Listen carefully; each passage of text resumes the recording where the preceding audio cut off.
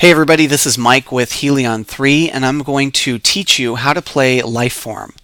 Lifeform is a prototype game that we've been developing over the last 6 months. It's a prototype, which means that it is very much incomplete. There's a lot of stuff that we want to add. There's things that we need to clean up, and you'll even see some temporary graphics that we haven't had time to do custom graphics for. But the game has reached a point where it is playable and it is enjoyable. And it's time for us to share this with you, and I'm going to teach you how to play. So once you have it downloaded, it'll open the launcher, which will essentially just check for any updates, just in case we can push some bug fixes out to everybody. When you hit play game, it's going to open the actual game, but I've already got one started here. So right now, Lifeform is a PC Mac game, and it is a 2D world, an infinite map. You are a cell, you're an organism. You're living in this little 2D underwater universe, and essentially your goal is to survive and evolve. Now, there are two different ways that you evolve. The primary way, which is kind of where the game originated from, is through genetics. There's a lot of games that kind of hint at the fact that they're based on genetics, but they really aren't. Lifeform really does try to be a genetic inheritance type game, and it's something that you actually really have to kind of understand the basics of real genetics. Now, it's not super hard. There's not super scientific stuff you need to understand. It's just how genetic inheritance works. Now, right now I've got a brand new player. There's nothing here. This is my only cell. I have no species. What I need to do is I need to start gaining traits. I need to start getting traits from these other creatures in order to survive. Now, here's a good example. This guy has an immunity to poison level 4. If I right click on him, I'm going to produce an offspring. Now that offspring, since I did not have that trait and he did, the offspring had a 50-50 shot of getting that trait. Lucky for me, he did. So this offspring is a baby. He can't do anything right now other than follow me around and be innocent and unprotected other than myself. So the baby's following me around, and it'll take about a minute for it to mature. While it does, I can't reproduce. I can't do anything else other than swim around. So the minute he matures, he just kind of popped into maturity there. Now I can switch over to him. I can click on it with left click on it, and I can begin controlling that new cell. That is the new cell. My species has evolved. Right now, you have to leave the old cell behind. Sorry, but there's nothing else we can do. So I'm going to keep going on. Now, one of the things that I need to do is I need to have a way of replenishing the energy that I'm using. Every time you move, every time you reproduce, every time you craft stuff or do atomic fission, it's going to take energy. Sometimes it's going to take a lot of energy. So I need a way to actually replenish the energy. And the first way that we're going to look at is eating. I need to find somebody that has a digestion trait. And I'm not going to do plant digestion. I'm not going to do meat digestion. I'm going to do plant digestion. I didn't get it. All right, so I want this guy's plant digestion, so I'm going to reproduce with it again. And hopefully our next offspring will have plant digestion. As I move around, I'm burning off this energy, and as soon as you run out of energy, you're going to start burning off your health, and that's going to kill you very quickly. All right, come on, little guy, eat. All right, so while I'm waiting, I'm going to pick up some of these things. See these water molecules? There we go. I'm going to pick those up. All right, let's come over here, right click. Cool, I got it. I just hit a new trait level. Now, I lost my poison immunity, but I gained my plant digestion. Now, you'll see that the plant digestion is yellow. Now, what that means is I've reached a level with that specific trait that means it is now a core genetic component. That is part of my creature, part of my species. When I reproduce, that trait is always going to be passed on. The level may change, but that trait itself is always going to be passed on to my children.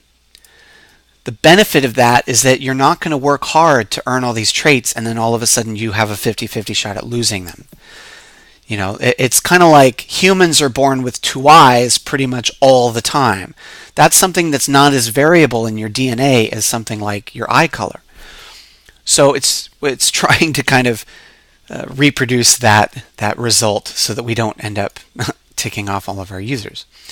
All right, so now I've got plant digestion. As I swim around, I can eat stuff. Now, I don't want to eat an anemone yet because it's poisonous. It has poison level 6. I don't have any immunity to poison, so if I eat this, I'm going to be hurt by level 6. And I guess I'll do that to show you what happens. Okay, that must be a bug. It didn't hurt me. All right, I will have to figure out what happened with that before we release. So I'm going to move on, and I'm going to find some. I'm in a volcanic biome here. This is an underwater volcano. I'm going to look for some aluminum deposits. All I'm seeing here are water molecules. Let's find some aluminum. I'll tell you this, I can't really show you on YouTube, but if you full screen this game, it looks 1,000 times better. It just looks so much more expansive when it's full screen. Granted, I have a 27-inch monitor, so that's a little bit different. All right, I found some aluminum deposits here, so I can left click on them and do stuff. And I might also point out that you kind of have to be in the vicinity of things. You can't just eat something that's too far away from you. You can't see what's going on with creatures that are too far away from you. You actually have to approach them. So here, this guy's got immunity poison level 7. I'm going to give it a shot. All right, I got it. Plant digestion level 5, as you see, it passed on, and I got immunity to poison level 7. So this offspring is now an improvement over the previous generation because it now has the ability to resist poison. So I can eat these poisonous things as long as they don't surpass my immunity level. If you eat something that's poison level 10 and you only have immunity to poison level 5, you're going to be hurt by that remaining 5. All right, so I'm going to switch over to it. Now the nice thing to note is every time when you pick stuff up, it doesn't matter if you switch between these different cells. Whatever you've picked up remains with you. If I press G, it's going to pause the game and it's going to show me my inventory. Now, if you've played Minecraft, there are a few similarities to how this works, but the goal with this is that everything you make is going to kind of supplement your evolution. It's going to help your species. I've picked up 6 water molecules, 1 manganese dioxide molecule, and some raw aluminum. Now there's a whole bunch of stuff that you can make. This is a prototype, so only maybe 10, 15 things are in the game, but as we progress, there's going to be a lot more.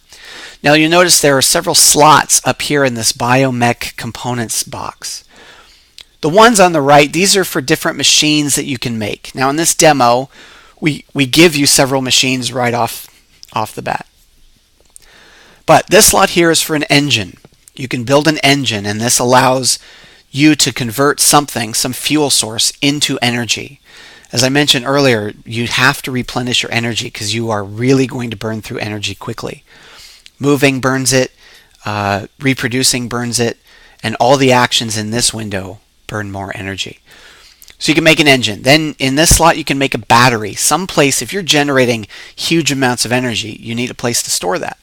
So you can increase your energy capacity by putting a battery in here. And there are different types of batteries that you can make. This is a health regeneration slot, so you can build equipment that will help you regenerate health.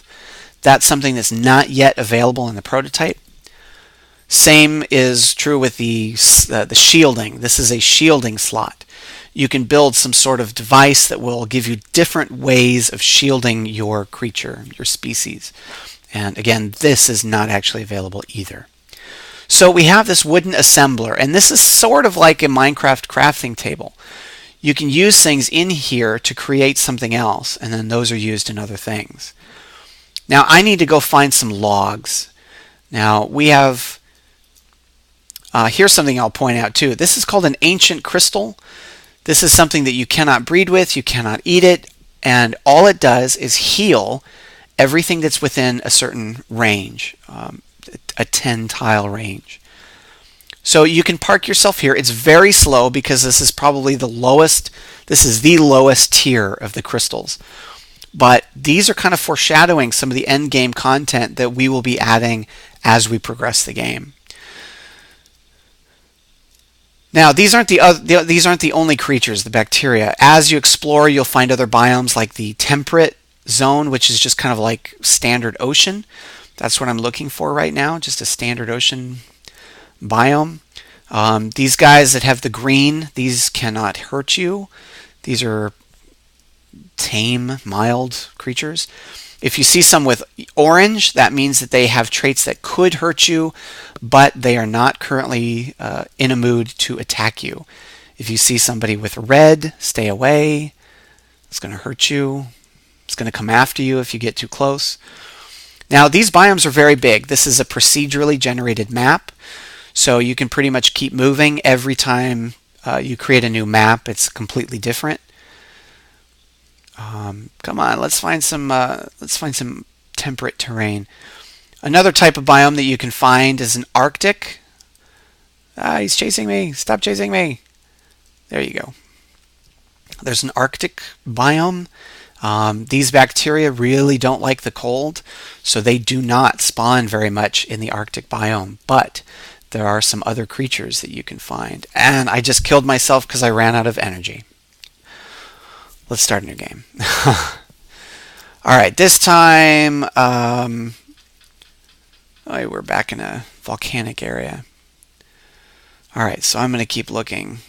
And I will probably reproduce so that just in case I have another creature that I can switch to in case I run out of energy. All right, come on, logs, where are you? I'd spawn them in, but I forgot their number. All right. So with the logs, what I'm going to do is I'm going to create a wooden oven. And the wooden oven would be something that I can, as I pick up these raw aluminum pieces. Quit bouncing into me. Why are you doing that? As I pick up these aluminum pieces, I'd be able to cook them in the wooden oven. And that actually takes quite a while. So I'm going to do this. Let's say give the item for aluminum. I'm going to take 60 of them. We'll just skip right to it. So we've got this aluminum shard. When you have an oven, you take your raw aluminum and you can cook it in the oven and turn it into actual aluminum. Smelted aluminum. Now I'm going to create a bunch of aluminum casings. I actually need 8 of them. So there's 7 and there's 8. I'm assuming that most everybody's familiar with how the Minecraft crafting works. This is pretty much the same concept. So I've got 8 casings, and if I lay 3 of these in a row, I'm going to get an aluminum cable. Now each action here is actually subtracting energy. It's costing me energy. So let me go reproduce. I'll get this guy. Plant digestion level 2. I guess I could use that again. So I'm going to wait till he matures. I'll just borrow his energy. It's kind of a cheap way to get past it all. This guy's trying to hurt me, but I've got immunity to poison. Boy, all these guys must have poison. All right, come on, dude, mature. Come on, mature. Come on, little baby, you can mature. Get out of my way.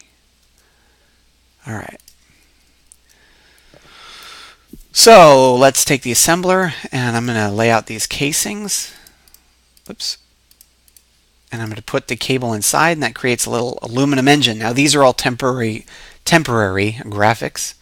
Now that I have an engine, I can keep it, or I can put it in my engine slot. Now these don't go in the wrong slot, so that'll kind of help you remember which goes where. So now that I have an aluminum engine, I can take things that actually burn in the engine. So now I'm going to go looking for the actual temperate biome and find some log. There's some magma. Eventually, the game will work in that you have to have a trait in order to survive in these hotter biomes. You can't go near magma without actually having the ability to survive that type of temperature. So there must be a bug with people being able to hurt me right now. I will have to look into that. So let's look for logs. Come on, logs. One of the things that I wanted to encourage is for people to explore, and that's one of the reasons these biomes are so large. Oh, there we go. Okay. So I'm going to gather these logs. I cannot wait till we replace these log pictures. There's a protozoa. He's swimming around there. All right, so I've collected some log, and I'm going to use my assembler.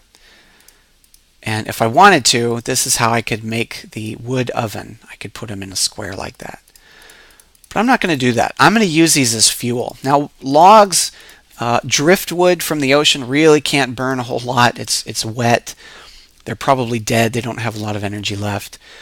But if I stick these in the engine, you're going to see my energy bar start going up.